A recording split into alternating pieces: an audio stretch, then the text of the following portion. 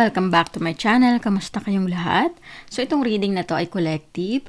Paalala lang din, hindi lahat ay makaka-resonate sa reading na to. So take what resonate and leave what doesn't. So ibig sabihin kung hindi ka naka-resonate at hindi na-pick up yung energy mo, ibig sabihin hindi para sa iyo ang reading na to.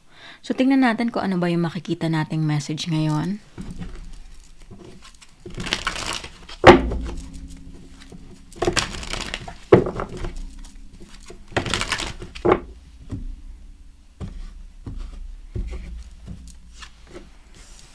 Eight of Swords, the Fool, the Strength, Queen of Swords, Six of Swords. So nakikita ko dito, tinatry mo na kalimutan na itong nakaraan. At sa nakikita ko dito, parang natrap ka sa isang situation or maaring pinaasa ka ng taong to, maybe meron kang kadiling na nakaraan or sa current situation mo. Sa nakikita ko dito, pinipilit mo yung sarili mo na maging strong, kumbaga umiwas na, ikat na yung taong to sa buhay mo kahit na masakit. Dahil sa nakikita ko, something na merong nangyari dito sa past or sa current situation mo na ang hirap pa rin intindihin or ang hirap i-accept dahil until now, naapektuhan ka pa rin sa nangyari sa situation. Or maaring itong person mo na kadiling sa nakikita ko dito, ilang beses mong binigyan ng chances na magbago or maaring paulit-ulit niya nang ginagawa sa'yo. Maaring binitray ka ng taong to, pero binigyan mo pa rin ng chances. Kasi mahal na mahal mo yung taong to. Sa ngayon, sa nakikita ko dito, punong-puno ka na. Kumbaga, hindi mo na ito-tolerate yung ginawa ng taong to. Sa nakikita ko, naging patient ka sa inyong relasyon. More on, ininvest mo lahat-lahat. Binigay mo yung attention mo dito sa taong to. Pero sa nakikita ko, ready ka nang mag-move forward eh.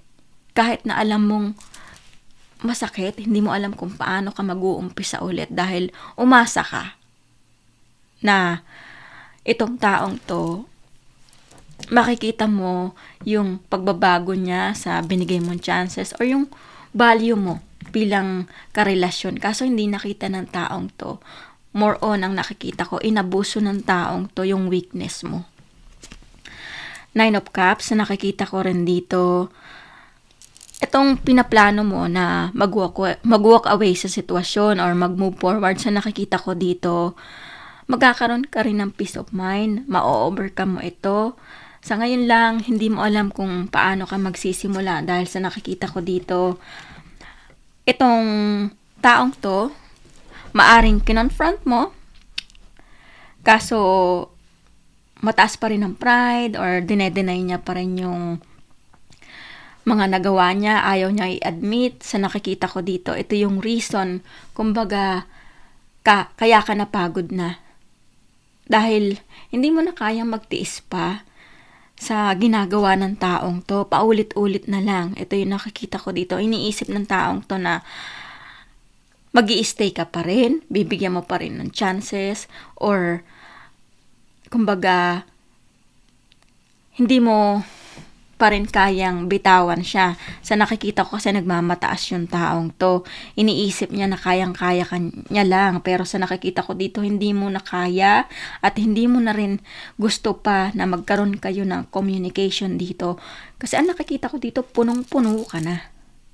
Pagod ka na sa sitwasyon. Binipilit mong tiisin yung mga ginagawa niya sa'yo. Pero nawalan ka na ng respeto sa taong to eh.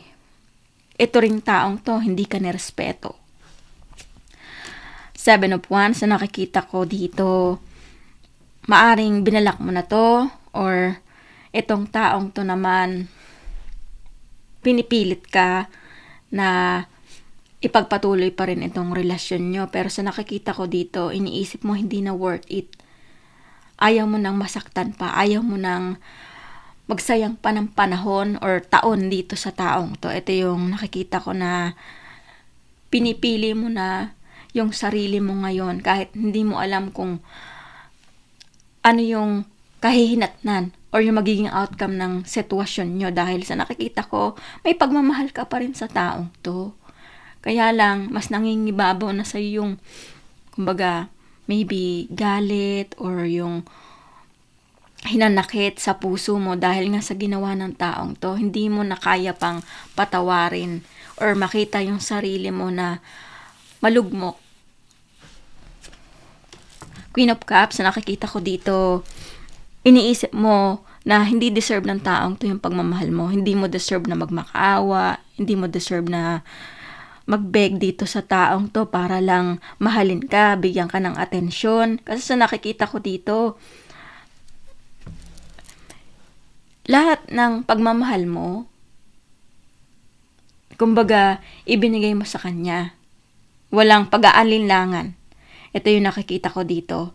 Pero sa ngayon, question mo, bakit ito yung taong na-attract mo?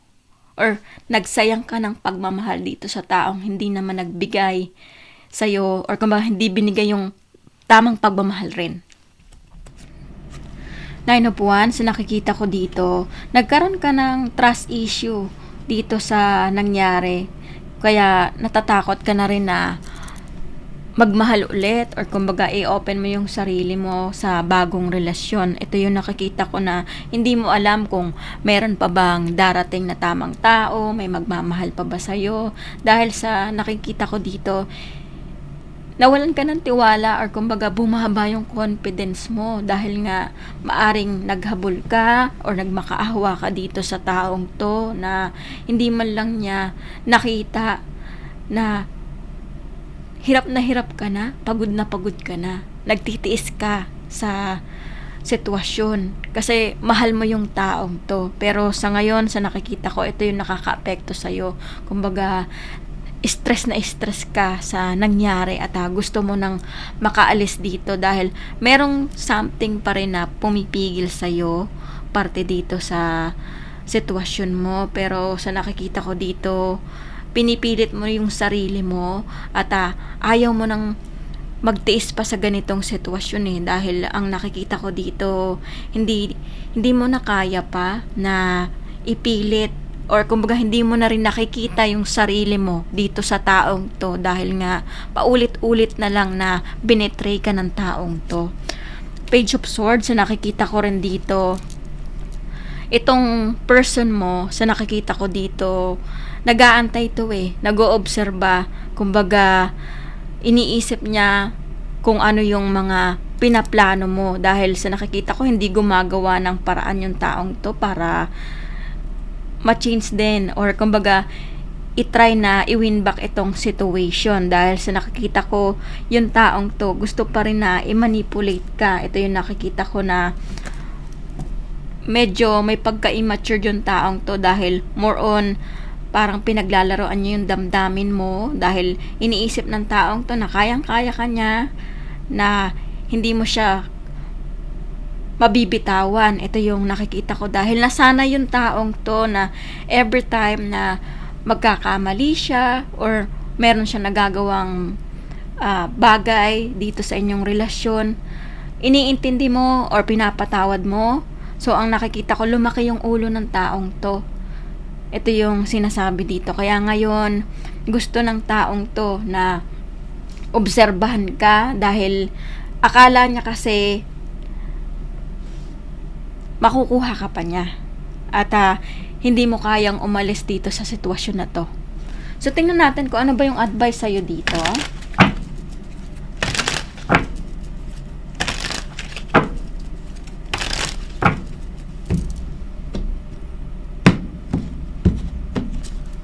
Queen of Wands, sa nakikita ko dito, kailangan mo nang gawin ito na mag-focus sa sarili mo dahil may mga paparating sa'yo na opportunity din. Ito yung nakikita ko. Alam ko mahirap, hindi ganun kadali na kalimutan itong taong to na minahal mo. Pero sinasabi dito na merong taong magmamahal sa'yo, irerespeto ka.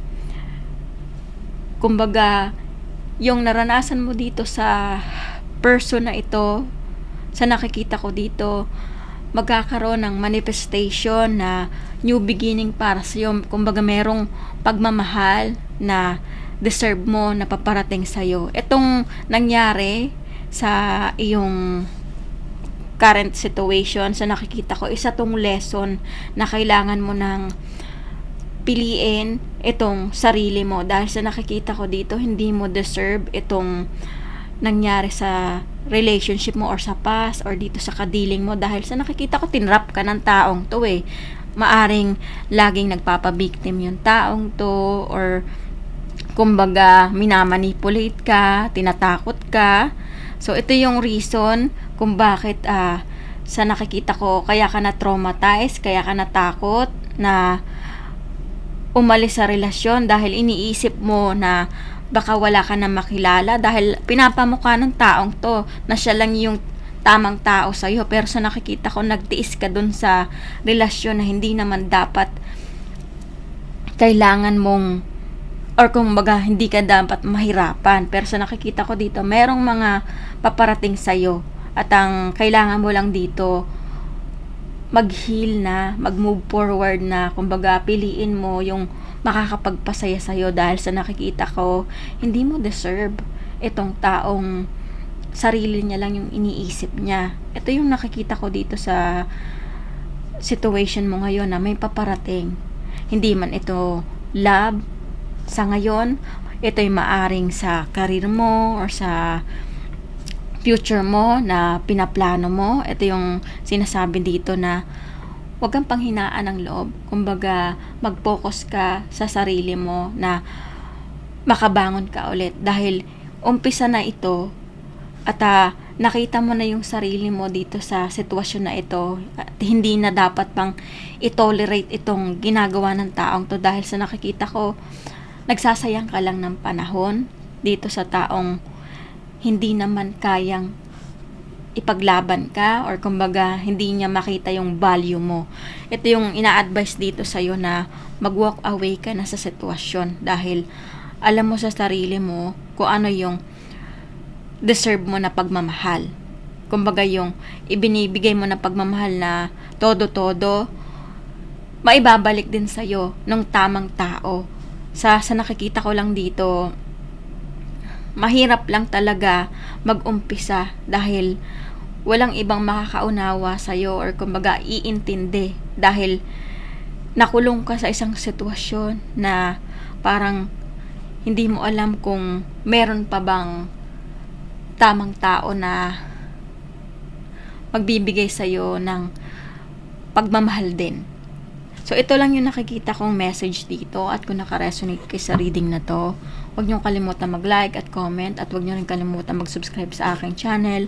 At maraming salamat ulit, at see you soon.